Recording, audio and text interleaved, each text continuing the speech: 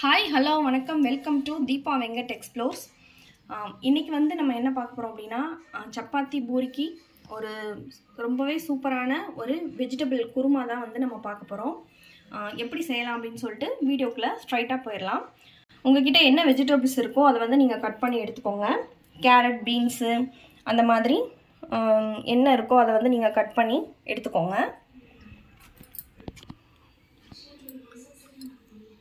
ஒரு பேன் வச்சுட்டு அதில் வந்து நல்லெண்ணெய் விட்டுக்கிறேன். எண்ணெயில் கொஞ்சோண்டு சோம்பு வந்து போட்டுக்கலாம்.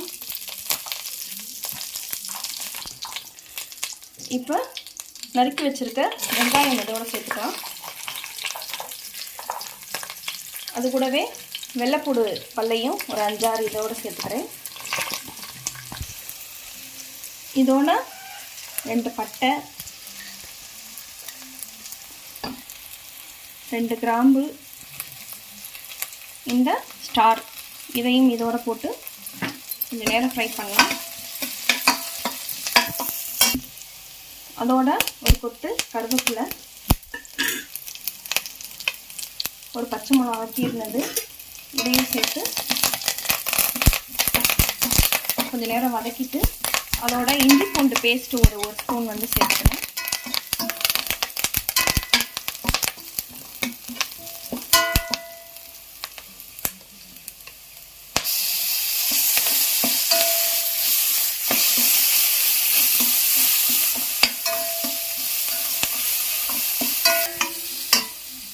இந்த ஸ்டேஜில் நம்ம நறுக்கி வச்சுருக்க இந்த பீன்ஸு, கேரட் இது ரெண்டையும் இதோட சேர்த்துக்கிறேன். அதோட உருளைக்கிழங்கு இதையும் போட்டுக்கலாம். அதோட காலிஃப்ளவர் இருந்துச்சுன்னா அதையும் சேர்த்துக்கோங்க. இது வந்து வேகிறதுக்கு கொஞ்சோண்டு இதில் வந்து தண்ணி சேர்த்துக்கோங்க. அதோட உப்பும் வந்து நம்ம இப்பயே கொஞ்சம் போட்டுடலாம்.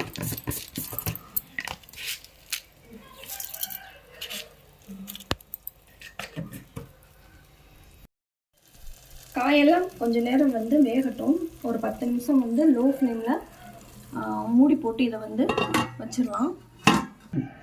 இப்போ இந்த நம்ம குருமாவுக்கு போடுறதுக்கு தேங்காய் வந்து கொஞ்சம் அரைச்சிக்கலாம். அதுக்கு வந்து நீங்கள் ஒரு 4 சில்லு எடுத்துக்கோங்க.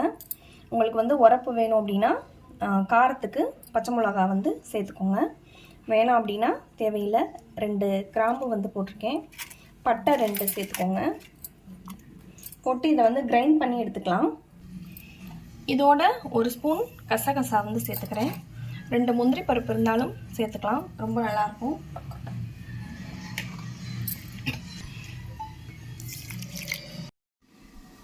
இப்போ ஓப்பன் பண்ணி பார்த்துடலாம். காயெல்லாம் நல்லா வெந்துருச்சு.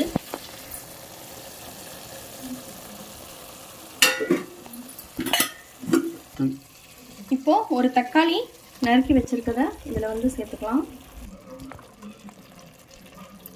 அதோட கொஞ்சோண்டு மஞ்சள் சீரக பொடி, கொஞ்சோண்டு மஞ்சள் பொடி சேர்த்துக்கலாம். உங்களுக்கு வந்து ஒயிட்டாக இருக்கணும் குருமா அப்படின்னா மஞ்சள் பொடி சேர்க்காமல் விட்டுட்டிங்க அப்படின்னா ஒயிட்டாக இருக்கும். மஞ்சள் பொடி கொஞ்சம் சேர்த்துக்கிறேன். இது வந்து முட்டை குருமா மசாலா, இதையும் வந்து சேர்த்துக்கலாம். இது உங்கள்கிட்ட இல்லை அப்படின்னா ஒரு ஸ்பூன் மிளகா பொடியும் ஒரு ஸ்பூன் மல்லிப்பொடியும் சேர்த்துக்கோங்க. இது ஃப்ளேவருக்காக தான்.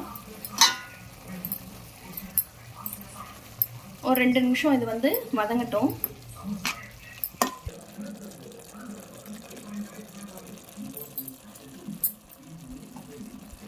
கிரைண்ட் பண்ணி வச்சிருக்க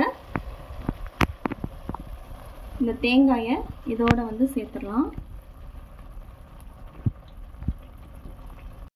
இப்போ நம்ம இதுக்கு போட வேண்டிய எல்லாமே வந்து போட்டாச்சு. இப்போ வந்து மூடி போட்டு இதை மூடிட்டு ஒரு 10 நிமிஷம் வந்து மீடியம் ஃப்ளேமில் இது வந்து செட் ஆகட்டும். இப்போ வந்து நமக்கு ரெடி ஆயிடுச்சு. இதோட கொஞ்சோண்டு உப்பு சேர்த்துக்கிறேன்.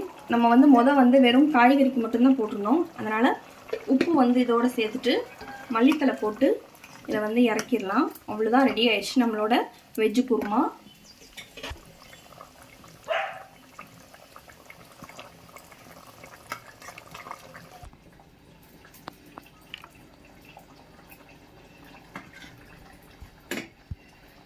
சப்பாத்தி வச்சு சாப்பிட வேண்டியதுதான். இதை நீங்கள் ட்ரை பண்ணி பாருங்கள், எப்படி இருந்துச்சு அப்படின்னு சொல்லிட்டு என் கூட ஷேர் பண்ணிக்கோங்க. இந்த வீடியோ உங்களுக்கு பிடிச்சிருந்துச்சுன்னா லைக் கமெண்ட் பண்ணுங்கள், உங்கள் ஃப்ரெண்ட்ஸுக்கும் ஷேர் பண்ணுங்கள். மறக்காமல் சேனலை சப்ஸ்கிரைப் பண்ணிவிடுங்க. அப்போ தான் நான் போடுற வீடியோஸ் உங்களுக்கு உடனுக்குடனே நோட்டிஃபிகேஷனில் வரும். தேங்க்ஸ் ஃபார் வாட்சிங்.